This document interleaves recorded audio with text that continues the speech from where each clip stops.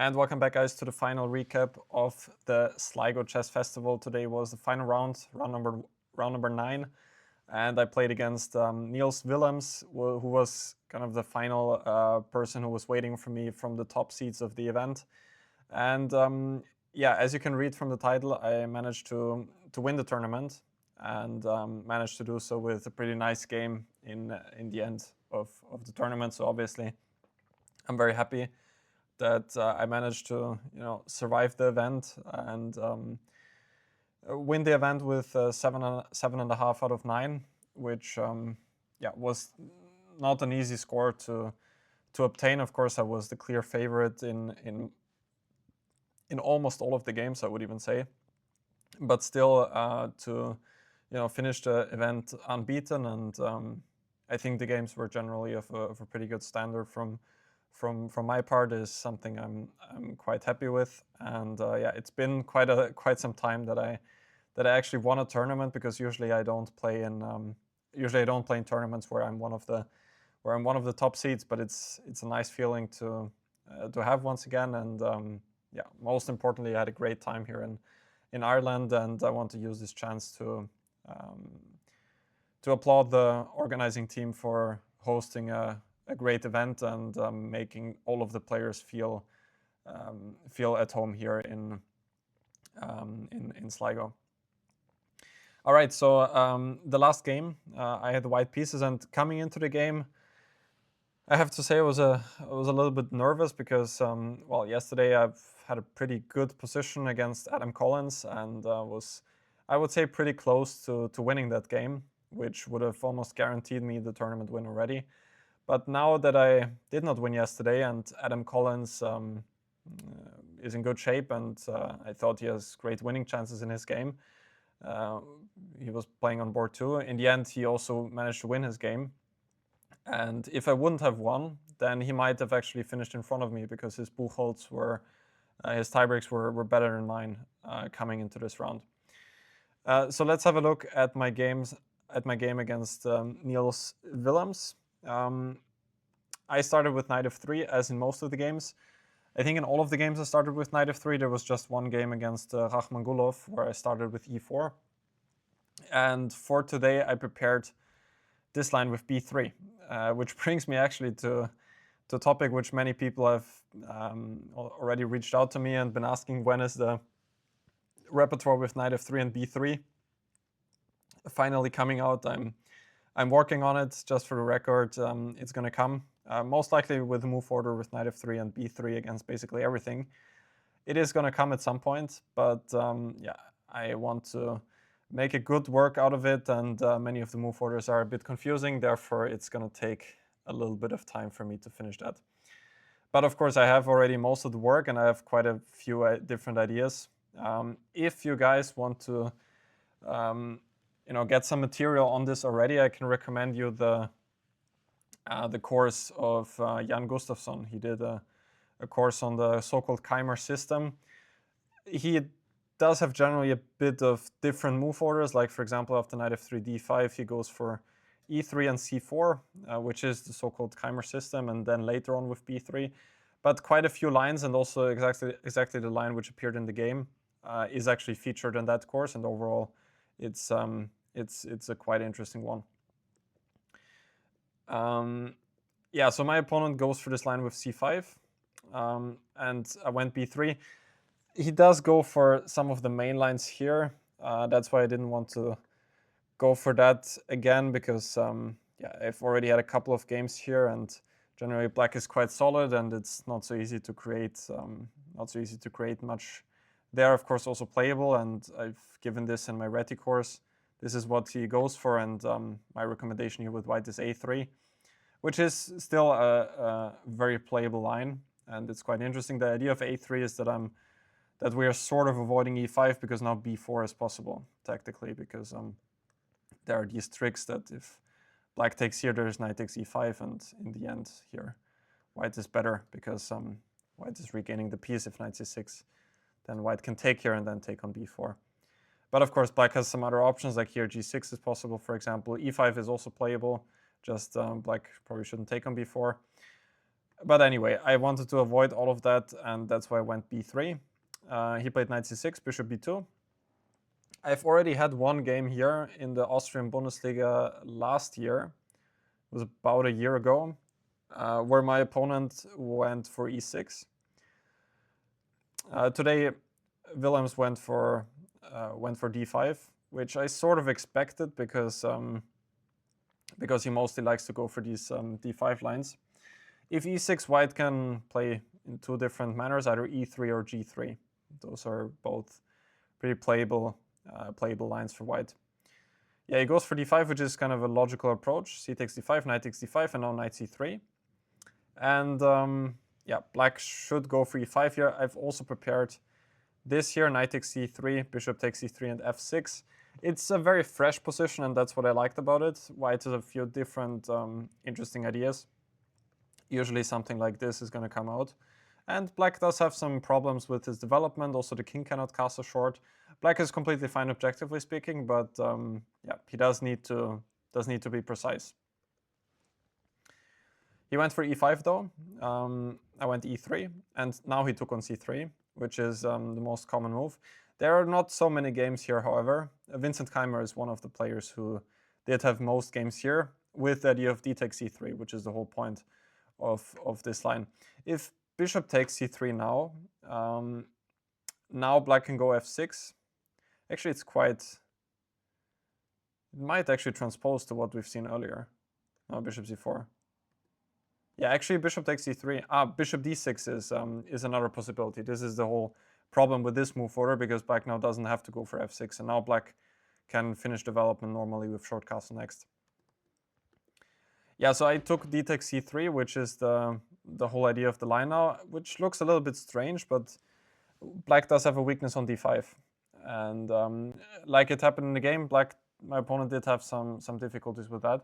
Here, actually, black needs to be quite precise to even objectively equalize. He played bishop d6, which is probably not the best move. My preparation mostly featured bishop f5 here, which is supposed to be the best, which aims to avoid e4. And I'll just briefly show you how the best line continues. Knight d2 again, trying to get an e4, and black should go e4 themselves. Queen c2, putting pressure on e4, queen e7, and this is how the line goes. Bishop e5, and I mean, some questions to be answered for black, because if knight e5, I can just take on e4, and usually something like this is going to come. And white has some ideas with f3. This was what I briefly prepared actually here. I'm not sure. Maybe f3 immediately was, yeah, this was the line, and white sometimes just wins a pawn on e4. After which black does have some compensation, because he can take on e4 and ruin the pawn structure. But you know, it's a fresh position, and especially if the opponent doesn't know it, I think it can be quite interesting. Yeah, he went for bishop d6, which I did not know anymore. I went for e4, which seemed like a very natural way of continuing. Maybe more precise is knight d2. It's not so clear. I don't necessarily need to go for e4 immediately. And yeah, could even have ideas with knight e4 or immediately knight c4 as well. But yeah, this seemed natural. He went bishop e6, avoiding bishop c4 for now. That's why I went knight d2 here. He went bishop e7. In the game, I was considering if he could do something like queen g5.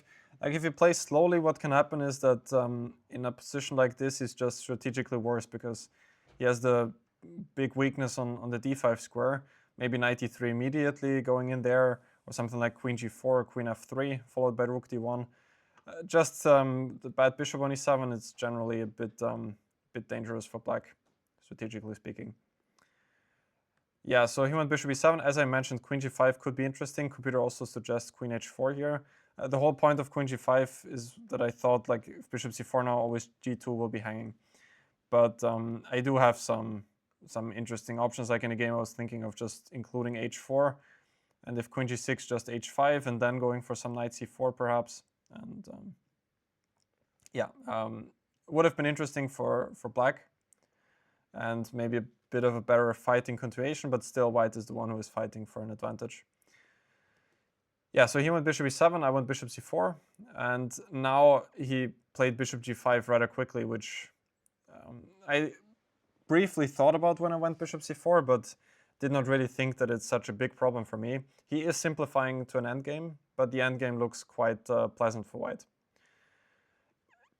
Maybe better would be something like queen d7 or so, or just going for a position like this, but black is definitely worse here. There's no doubt about that. Even in an endgame here, black always has problems with the bad bishop and the weak square on d5, and white can install either a rook or a knight there, and white is going to enjoy a pretty nice endgame. Yeah, so he went bishop g5, which now forces this endgame. And he thought that he is he's quite solid here, and that he has like chances of creating a fortress.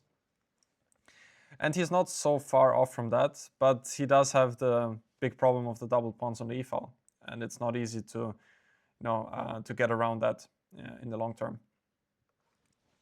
Now I think I chose a nice plan, which is that I need to improve my bishop on b2, which is not doing much, and generally the position is not really concrete, so I do need to.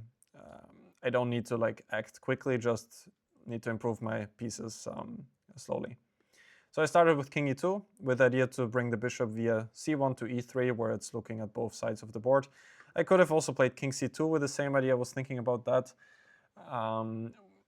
It might be that the king could be a bit more useful on the queen side later on. I wasn't sure about that in the game.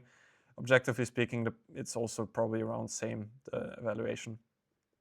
Yeah, so you went king e7, now bishop c1, h6, preparing rook d8 without allowing bishop g5 check.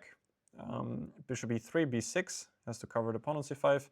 And here I started with quite an instructive plan, I would say, which felt very natural to me, and I also played it quite quickly, which is move h4.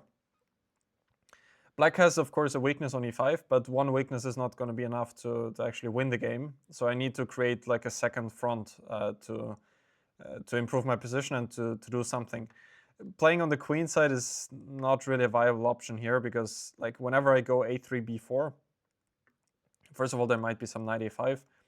But even if whenever I move this pawn from c3, then black has no problems at all, because he gets the knight to d4. So, okay, here maybe this would be concretely an option, but generally it felt like the wrong plan to go for this to me. So I started with h4 with the idea just to gain more space on the king side, and actually the plan is gonna show quite nicely as it happened in the game. He went rook d8, h5, rook d7, trying to double rooks on the d-file, and now g4.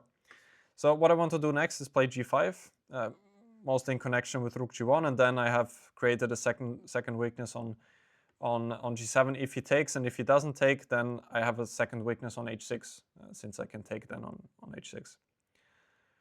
Yeah, now he went knight d8, trying to get the knight around, which I thought was still the best option here. And actually, if I don't play g5 now, like if I do something slow, if he gets the knight to g5, I might not really be better anymore.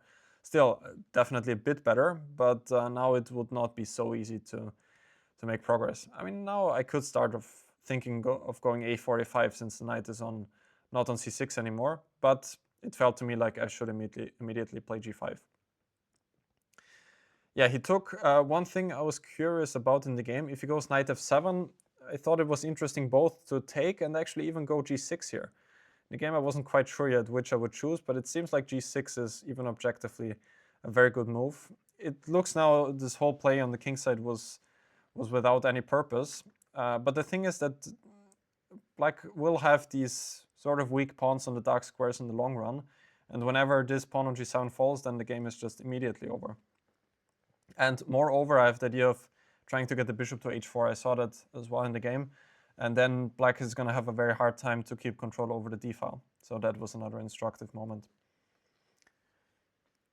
But he took on g5.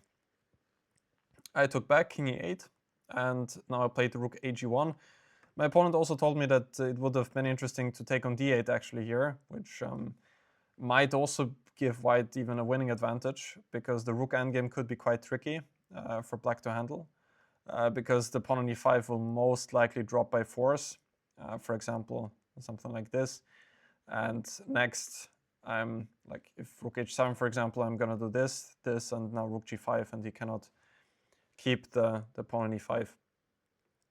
And probably black has nothing better than to go for some endgame like this, which should be lost in the long run. But yeah, of course, still requires some technique. Yeah, but I had a hard time, to get to exchange my bishop, because it did seem like I can still attack all of his pawns in the long run. So this wasn't also a bad decision. I went rook g1 instead. Knight f7 and bishop d2. I went to d2 because I expected him to go knight d6, like for example here, and after f3 knight b5, and then I thought it would be useful to have the bishop on d2 already. He went rook h7, covering the pawn on g7 now. f3 anyway, just prophylactically covering the pawn on e4. Now rook d6. And yeah, I did not really expect this. I thought he would go for some knight d6 and then c4 or something, but he just decided to wait. So now I realized that my bishop is actually not doing much on d2, and I tried to improve it by going to e3. Yeah, he kept his semi-fortress here. He played knight d8, now rook g5, knight f7, rook g6. And like this, I won like a sort of a tempo because the rook on g4 is in a better position. And now I decided to play on the other flank with a4, which only works now well because, or at least now it's a threat because the knight is not on c6. And therefore I am now intending to go a5 next. So he went knight d8. And now I was, of course, considering to go a5, but I wasn't sure if he takes now. I briefly analyzed this already before the game, after the game, but yeah, now I can play rook g5, which I did not really see in the game, and something like this is just good for white. But I just didn't want to lose the control like this generally. I mostly considered this, but then after rook c6, b4, I thought he can go for some trades, and after that it might not be so simple to actually do much anymore. So that's why I decided against it. Instead, I went for rook g5 once again. If he goes for knight f7 again, I will play rook g6. And if he goes knight d8 now, I might consider going a5, because now my rook is on a much better position here on g6 than on g4. But he went knight c6, and now another pretty instructive moment, I would say. Since I thought the knight is worse on c6 than on f7, because now my rook can be on g5 without being attacked. Now I switched plans, since a5 is not really an option anymore, but now I can put all of my pressure on the e5 pawn, and I did so by playing bishop g1, which I thought was quite a nice move to make, trying to get the bishop to h2 and then hit the pawn on e5. Bishop f2 is also possible and might be almost as good, but I preferred bishop g1 because whenever I play bishop h2, then I can play rook g1 next, and both of my rooks are on the g file. And if I play bishop f2 and then, let's say here, bishop g3 next, then if I play rook g1, then, well, first of all, my rook is hanging, but generally I will not be as fast on the g file as if my bishop would be on h2. So this was the whole idea. Yeah, he went for knight d5, seeking immediate counterplay.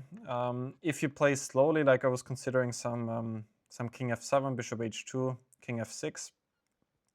But I think I can just go rook g1 now.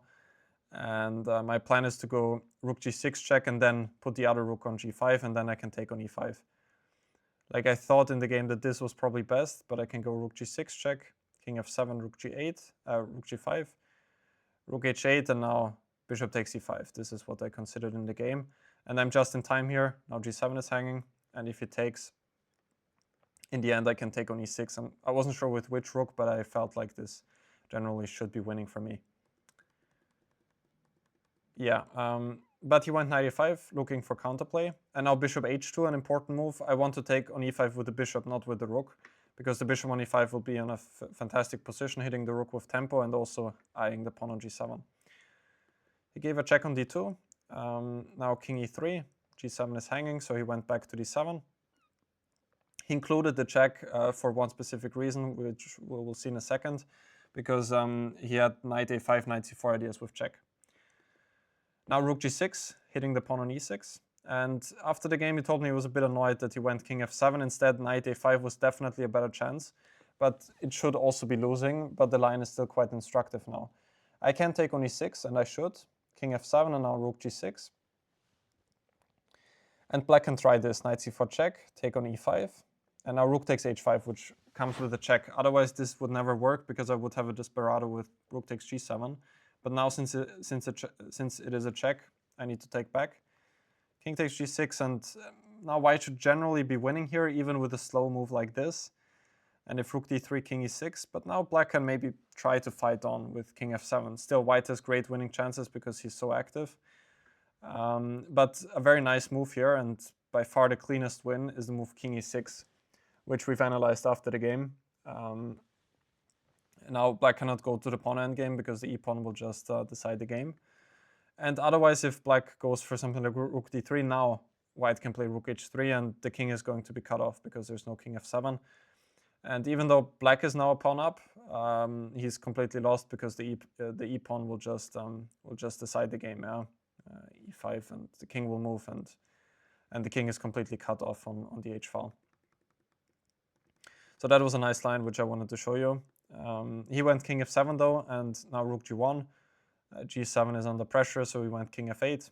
And now I went rook 1 g5, which I thought was also precise because I did not really need to allow him to take the pawn and also at the same time activate the rook. So I went rook g5 first, just covering the pawn, and still e6 is not really possible to protect. Knight a5, rook takes e6, knight c4 check. Now similar to before, but he does not get the pawn on h5. King f7, rook g6. Here I'm just completely winning. Knight takes e5, rook f5 check. There were also other options I could also take immediately. Again, with the important point that if black takes now, I always have this intermediate check, and only now take on h5, and white will easily win with the connected passed pawns. But I gave a check first, which felt even more precise because now he has to move the king, and now I'm taking with a check. And if he goes to g8, then the king will be in a worse position there than on f7. Yeah, so king e8, rook takes e5 check, king d8, and after c4 he resigned already. C4 I thought was another final precise move. I'm just preparing rook d5 next. Like if he goes, actually whatever move he makes, I'm gonna play rook d5 most likely. And he can never take because now I will have actually those very powerful pawns, and they're just gonna start running. And whenever black takes here, I take on g7, and yeah, white is just winning very easily now. And if I have the rook on d5, then yeah, if black plays something like this, he's just without any active counterplay whatsoever, I can just start to push my pawns, and sooner or later I should be able to win the game. Or here, like e5, f4, f5, and so on. So that was the game of the final round. As I said, I'm quite pleased with how it went. I think it was a very nice way to finish the event. And again, with 7.5 points out of 9, I'm quite content with the result. Funny thing is that I'm gaining like 1.8 rating points or so, which is not much, but I'm actually quite happy with that. Like, of course, it would be nice to finish with 8 out of 9 or so, but like to even maintain the rating in this event, the second seed had more than 100 points less than me, is something I'm quite happy with, and generally also quite proud of. And apart from that, also winning an event is also something which also feels good. And yeah, looking forward to the coming tournaments and leagues which I'm about to play. But this was it from the Sligo Chess Festival 2026. I hope you guys enjoyed the coverage. I tried out something new with live streams, and huge thanks to the commentators again for commentating my games live. Hope you guys enjoyed all of that. That was it for me. I am going home soon in a couple of days, and we'll be back with other content soon to follow. So thank you guys for watching, and I will see you soon.